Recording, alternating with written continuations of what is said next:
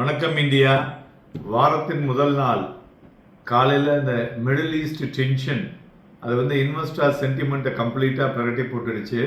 அதனால் இந்திய பங்குச்சந்தை கிட்டத்தட்ட 263 புள்ளிகள் குறைந்து 23,103 முடிவடைந்திருக்கிறது. Advances 452, declines 2,188. ஸோ மெயினாக ஒரு broad sell off across Asian மார்க்கெட்டில் பார்க்க முடிஞ்சது. ஏன்னா க்ரூட் ஆயில் ப்ரைஸஸை மறுபடியும் ஒரு ஷார்ட் ப்ரைஸு நான் சொன்னேன் இல்லையா, இவங்களுக்கு இந்த க்ரூட் ஆயிலை வச்சு தான் உலகம் பூராவையும் இவங்க ஆட்டி படிச்சுட்டு இருக்காங்க. இந்த கம்ப்ளீட்டாக டிபெண்டன்சி க்ரூட் ஆயிலேருந்து தூக்கி போட்டாங்கன்னு வச்சுங்களேன், இந்த பசங்கள்லாம் ஆட்டோமேட்டிக்காக அடங்கிடுவானுங்க.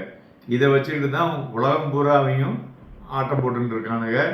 அதுக்கப்புறம் பாருங்கள், இப்போ சாயங்காலம் evening Trump both Israel and Iran இதை மாதிரி பண்ணக்கூடாது, இப்போ சீஸ்ஃபயர் போயிட்டு இருக்கும் பொழுது you have to stop immediately அப்படின்னு சொல்லியிருக்கிறாரு. உடனே உடனே அவங்க சரி நம்ம இனிமேல் சண்டை போட வேண்டாம் அப்படின்னு இருக்கானுங்க. இது கம்ப்ளீட்டாக அந்த சினிமா மாதிரி இருக்குது. Okay, so Nifty 50 open nearly 300 points lower, but early recovery intraday high 23,267.30. But selling pressure intensify ஆச்சு. லேட்டர் ஆஃப் த செஷன்லேயும் இண்டெக்ஸ் கிட்டத்தட்ட மோர் தென் 140 பாயிண்ட்ஸ் ஃப்ரம் டேஸ் ஹை. அதுக்கப்புறம் பார்த்தீங்கன்னாக்கா இவென்ச்சுவலாக settled below 263.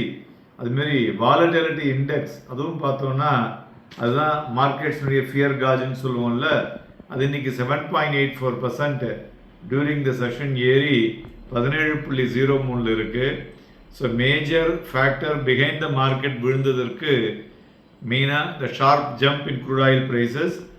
So the Brent crude climbed for more then 4% இன்னைக்கு $97 மேலே இருக்குது. So Israel இந்த missile ஸ்ட்ரைக்ஸை 2 இடத்துலையும் எக்ஸ்சேஞ்ச் பண்ணிட்டு இருக்காங்க.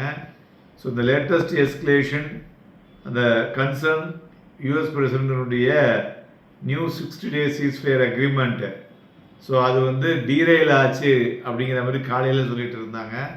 அதனால தான் அந்த ஃபியர் இன்க்ரீஸ் ஆச்சு.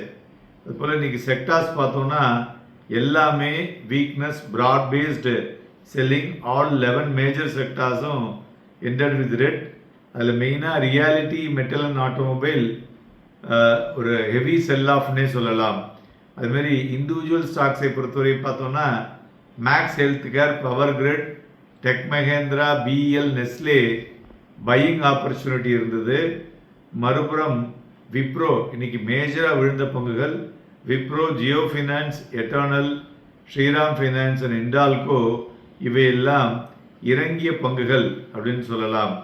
மேலும் இன்னைக்கு பார்த்தோன்னாக்கா சென்சஸ் கிட்டத்தட்ட 10,000 புள்ளி டிசம்பர் பீக்லேருந்து விழுந்திருக்குங்க. ஸோ இது ஒரு June 6th இன்னைக்கு 74,423 as of June 6th. So many investors whether இந்த SIP and lump sum in mutual funds continue பண்ணலாமா கூடாதா அப்படிங்கிற லெவலுக்கு இது எடுத்துகிட்டு போயிருக்கு. இதுக்கு முக்கிய காரணி இந்த ஈரான் இஸ்ரேல் ரெண்டும் பண்ணக்கூடிய இந்த உலகமகா கூத்து. இதில் இந்த கூத்துக்கு யார் அரங்கேற்றம்னு பார்த்தா அமெரிக்கா. இந்த 3 பேரும் சேர்ந்து உலகத்தையே இப்போ பார்த்தீங்கன்னா தேவையில்லாத ஒரு பீதியை கிரியேட் பண்ணிட்டு இருக்கானுங்க. அவங்க பணம் பண்ணிட்டு இருக்காங்க. ஸோ அதனால தான் long term investors continue to hold psychological drop. Historically investors ஒரு ஷார்பஸ்ட் டே ஆஃப் மார்க்கெட் ரீபவுண்டெல்லாம் நீங்கள் பார்க்க போகிறீங்க, பாருங்கள் அதை.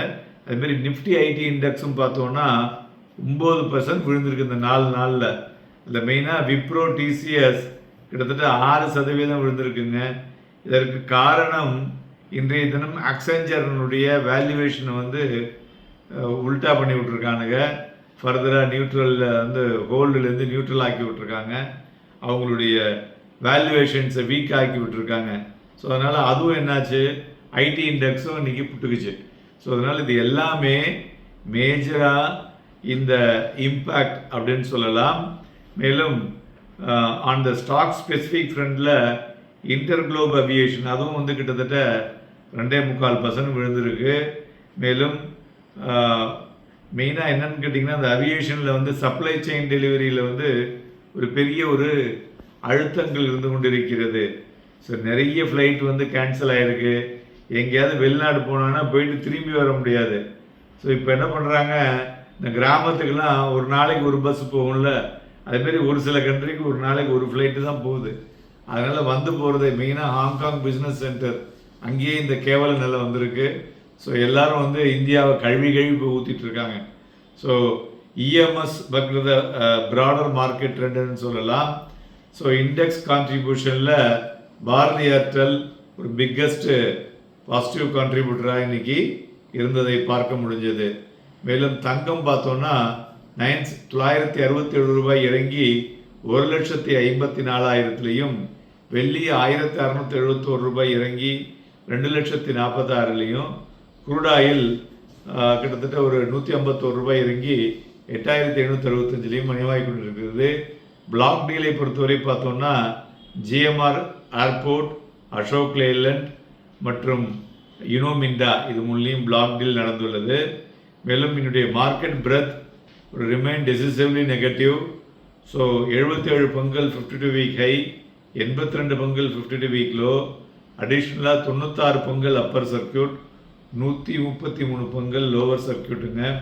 த extent of weakness across the broader மார்க்கெட்டில் பார்க்க முடிஞ்சது. நிஃப்டி ஃபியூச்சரும் பிலோ ஆவரேஜ், பேங்க் நிஃப்டி ஃபியூச்சரும் பிலோ ஆவரேஜ். நாளைய தினம் நம்மளுடைய வீக்லி செட்டில்மெண்ட் இருக்குது நிஃப்டியில். ஸோ அதனால் வாலட்டிலிட்டி இருக்கக்கூடும். 23,040 ஒரு ஸ்ட்ராங் சப்போர்ட்டாக இருக்கக்கூடும். இப்போ ஈவினிங் பார்த்தீங்கன்னா எல்லாம் ஓகே பண்ணிட்டானுங்க. அதனால் நாளைக்கு கேப் அப் தான். மார்க்கெட் எப்படியும் ஒரு 100-150 புள்ளிகள் 23,337 வரலையும் செல்லக்கூடிய வாய்ப்புகள் தெரிகிறது. அதில் போய் நின்றுதுன்னா அதுலேருந்து இன்னொரு 200 புள்ளிகள் வரை 23,577 வரலையும் செல்லக்கூடிய வாய்ப்புகள் அதிகமாக தெரிகிறது. அதனால் வாங்கி விற்பது 60%, விற்று வாங்குவது 40% இருக்கக்கூடும். Happy and profitable day.